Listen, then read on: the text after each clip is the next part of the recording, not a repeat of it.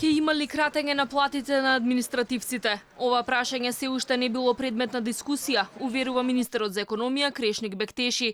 До крајот на неделава се очекува и официјално да биде објавен ребалансот на буџетот. Со прекројувањето на државната каса треба да има пари и за третиот пакет мерки за излез на стопанството од криза.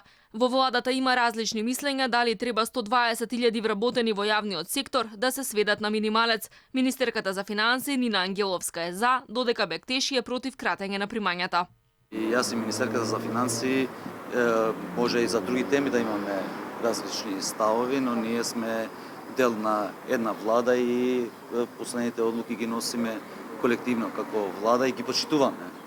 И јас како министер за економија и Министерската за финансии, не дека сме имале спротивставени ставови со министерката во ова тема, што се однесува до подготвување на ребалансот и подготвување на третиот сет на економски мерки. Ние имаме одлична соработка со Министерската за финансии.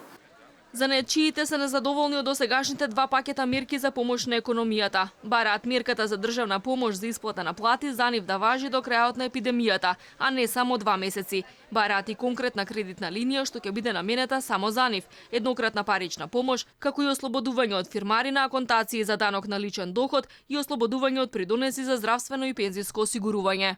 Најкоректно беа презентирани мерките, најкоректно беа прифатени мерките. Ќе видиме, ние знаеме дека во каква ситуација стои буџетот и министерството и сите ние, но искрено таа е потребата на занечиите. Владата досега скрати едва 106 милиони евра од буџетот. Советникот во владата Фатмир Бетики рече дека расходите во буџетот може да се намалат за само 40 милиони евра и дека подрастичен пат може да има само ако министрите се согласат околу намалување на платите во администрацијата. Синдикатите очекувано веќе се изјаснија против.